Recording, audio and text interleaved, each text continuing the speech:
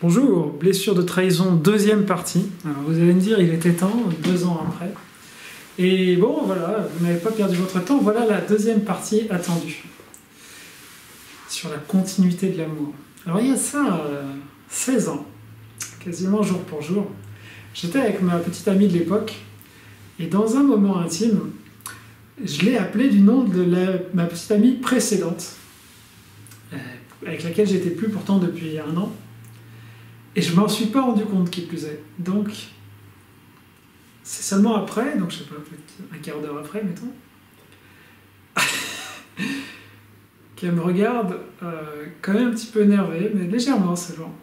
T'as pas remarqué quelque chose? Donc moi, j'avais strictement rien remarqué, j'étais heureux, c'était mon anniversaire, on m'avait apporté une sculpture en 3 dimensions, le baiser de Rodin, enfin, tout allait bien entre nous. Et donc non, je n'avais rien remarqué. Et donc, elle me fait remarquer ce que je vous ai dit, donc je l'ai appelé du nom d'une autre femme.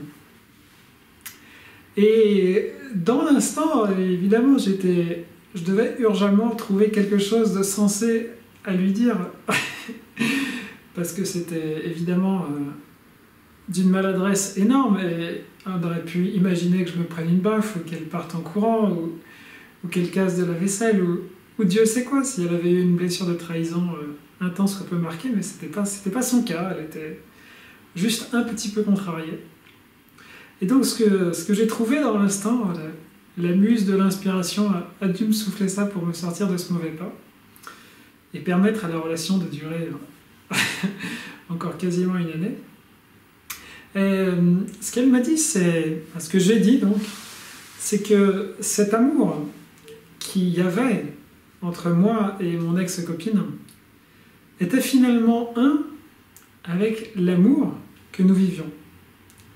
Et donc je lui ai dit ça a bien passé, et je crois que 5 minutes après, elle était passée à autre chose. Et voilà. Mais tout le monde n'a pas cet extraordinaire caractère qu'elle a, elle est devenue non-bouddhiste. Je pense pas à cause de cet événement, mais plutôt grâce à la nature de son bon caractère.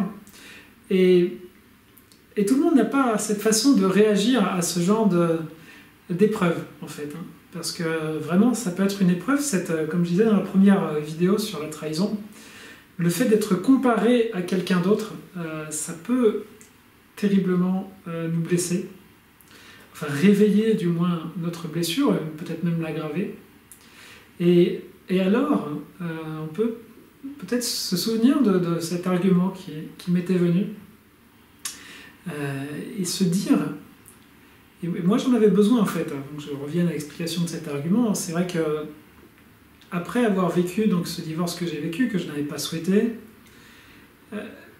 ça m'a été difficile de me dire, je suis capable d'aimer avec la même intensité, avec la même fraîcheur, avec la même entièreté qu'avant d'avoir connu mon ex-femme. Et je pense que c'est un défi que partagent beaucoup de personnes qui se sont données à 100% dans une relation amoureuse, et pour lesquelles cette relation amoureuse n'a pas été dans la direction qu'ils espéraient. C'est-à-dire, en fait, beaucoup de monde. Et il y a cette chanson où ça dit qu'on aime un peu moins bien chaque fois.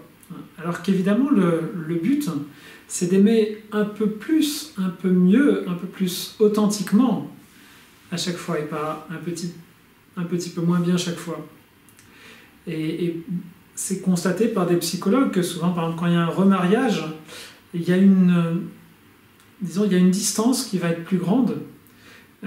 C'est-à-dire on ne va pas prendre les mêmes comptes en banque, on ne va pas forcément signer les papiers à la mairie, on ne va pas forcément passer par l'église, on ne va pas forcément vivre ensemble, etc. etc. C'est-à-dire que la proximité, l'implication, la confiance vont être moindres, jusqu'à ce que finalement il y ait des personnes âgées qui restent seules et qui ne souhaitent pas se remettre en couple. Je pense des fois pour des raisons de destinée bien sûr, mais des fois aussi pour des raisons de blessure. Alors quel que soit le degré où on est rendu de cette blessure de trahison par rapport à l'amour en général, si on veut, faire confiance à l'amour, eh bien, on a besoin de méditer sur cette pensée qui m'avait traversé l'esprit il y a de ça longtemps. Comme quoi, il n'y a pas la discontinuité qu'on a imaginée. Parce que c'est ça qu'on se dit, mais comment c'est possible? Je lui ai écrit des poèmes, j'ai refait la chambre pour elle, on a eu un enfant ensemble. Imaginez voilà, tout ce que vous avez pu faire pour la personne que vous avez le plus aimée de votre vie. Et je pense que beaucoup, voilà, dans des histoires d'amour successives, ne retrouvent pas cette intensité, cette innocence, cette pureté, cet élan de leur premier amour. Et quelque part, c'est dommage. Parce que, bien sûr, il ne s'agit pas de refaire les mêmes erreurs. Il ne s'agit pas de ne pas tenir compte de ce qui s'est passé. Il ne s'agit pas de ne pas acquérir une sagesse. Mais je pense que souvent, on met sur le compte de la sagesse quelque chose qui est plus du fait de l'ordre, qui est plus de l'ordre du fait qu'on est blasé. Et c'est très différent. Par sagesse, eh bien, on va peut-être pas partager la même chambre toute l'année parce que c'est un peu pénible, dans le fond, de se réveiller chaque jour à côté de la même personne. Il y avait un humoriste qui disait que c'est une phase de déprime dans le couple, c'est le jour où on comprend qu'on va se réveiller toute sa vie à côté de la même personne. Mais qui a dit qu'il fallait dormir dans le même lit toutes les nuits? C'est écrit où? C'est écrit nulle part, donc il n'y a rien qui dit que la vie de couple ne doit pas être poétique, fait d'un juste équilibre de proximité et de distance. Et donc si on a vu qu'on était trop proche de façon dans la dépendance affective, hein, ce serait plus le thème de la blessure d'abandon là pour le coup. Mais pour donner un exemple, évidemment qu'on va améliorer ça dans les relations successives. Mais cet émerveillement, cette plénitude du regard de l'amour avec un grand A dans les yeux de l'autre, je pense que c'est vraiment essentiel de le retrouver, même si c'est notre 15e histoire d'amour. Bon, c'est pas mon cas, mais je sais qu'aujourd'hui il y a des gens qui multiplient les histoires d'amour, donc c'est bien de se poser, et c'est bien que, posé dans cette relation amoureuse, on puisse eh bien, ressentir ce courant de vie qui vient vraiment du sommet de la vie, qui peut éventuellement passer à travers notre âme sœur qui est dans le ciel. Je vous laisse un petit peu comme une méditation, je ne détaillerai pas plus cet élément un petit peu mystique, mais on peut imaginer que c'est cette même âme sœur qui n'est en général pas incarnée en même temps que nous, et qui nous passe cet amour à travers notre partenaire amoureux. Et donc, ça n'est pas grave si vous avez échoué les 14 premières fois.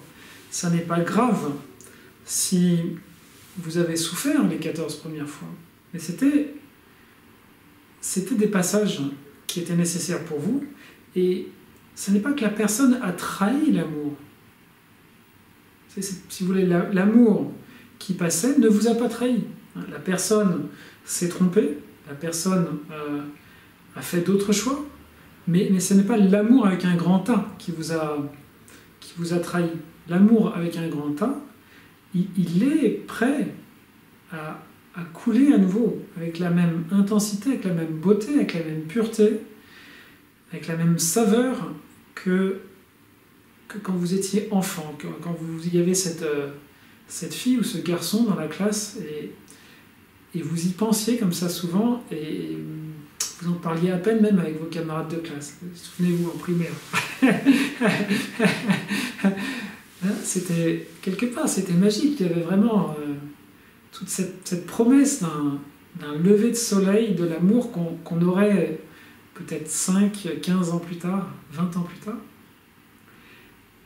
Et donc, c'est réellement le même amour. Ce n'est pas la même personne, donc les modalités,